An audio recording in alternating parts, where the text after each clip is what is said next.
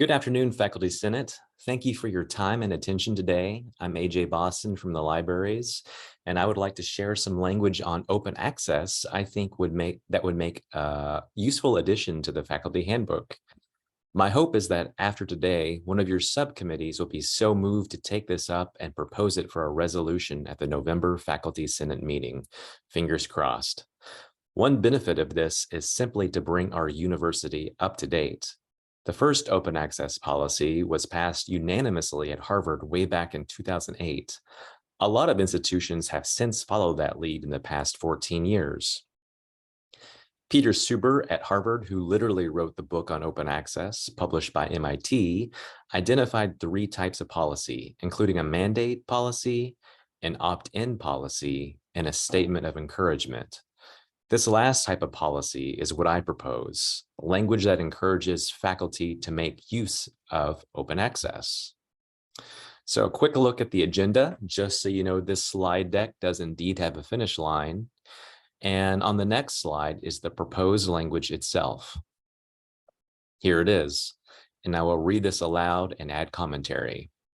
As a public university, which Murray State is, our faculty are encouraged to use legal methods of distribution that make their scholarship, research, and creative activity freely available to use and reuse on the public internet, public access, open access. So we are sharing our work freely, but also legally. In order to engage the intellectual curiosity of those in our 18 county service region and globally, which ties into our mission. The last sentence starts, when possible, which implies there may be times when this is not possible. Faculty should, not will, but should, provide a final submitted copy of their works to the libraries, where staff will archive them in a publicly accessible online repository.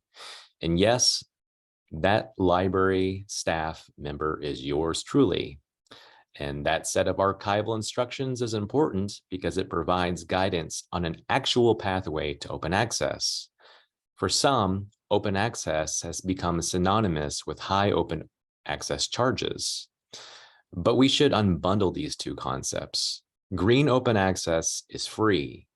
The university has already invested in Green OA by hiring me to manage the repository. This page is showing where the language can hopefully be added. It's highlighted yellow and would end the research and creative activity section of faculty performance. Now that you have the language, let's talk further about what this is and what this is not. To start, what is this? The language signifies that our campus has a high level of support and approval for OA formats. Open access enables readership within our service region as well as globally.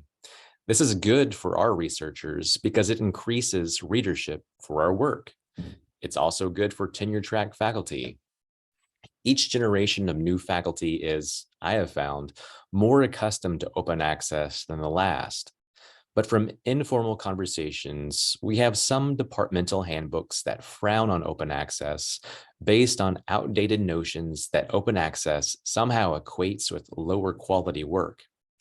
Considering that almost every journal now offers some sort of open access option, that just doesn't track. Low quality work does get published, but it being open access or not has nothing to do with it. And having this language in the faculty handbook gives tenure-track faculty permission to publish in ways that help unlock knowledge. Now, what is this language not doing? Again, this is not a mandate. This is a statement of encouragement. No one is being told where, how, or when to publish. And this is definitely not a recommendation for anyone to pay a $4,000 or $11,000 open access fee. Far from it. That's why the Green OA language is there. Finally, doing a green deposit will not present a significant burden for 99% of our faculty members. If more people do this, it will be a burden for 1% of faculty members. Me. Kidding, sort of. To do a green deposit, all I need is your name, a DOI, and the final submitted version of your paper.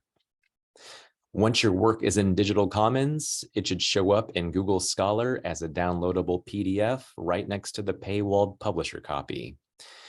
Each item gets its own landing page like you see here, with usage stats and a link to the officially published work. Digital Commons is also a great place to put stuff that wouldn't usually find a formal home. I put my conference slides there, and it's cool to see my material have an afterlife beyond a one-time presentation. Here is a snapshot of OA in the US broadly and at Murray State specifically.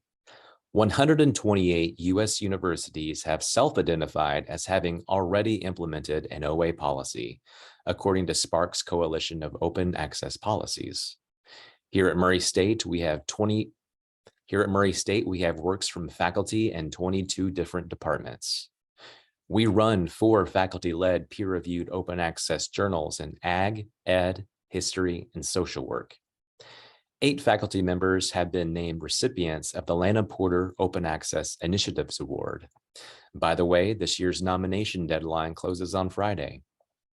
If you read the sponsored program's newsletter, you'll see quite a few federal grant recipients.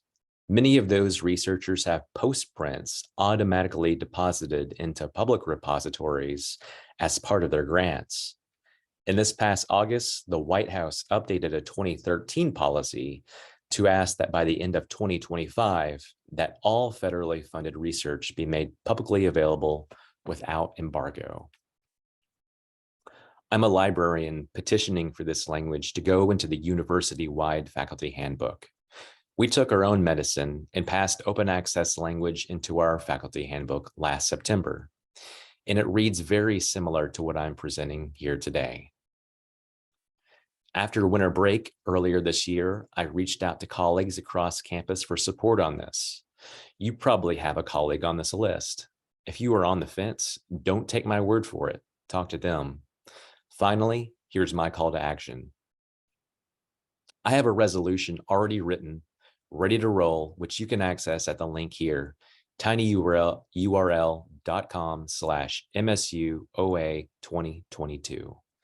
My hope is that one of the subcommittees here will review this a bit further, then put it up for a vote in November.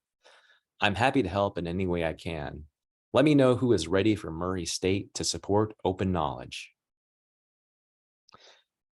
You may want to take a picture of this slide where I have shared my contact information as well as links to the resolution draft I just mentioned, this slide deck, and the original petition I circulated for signatures this winter. And with that, I can stick around if there are any questions.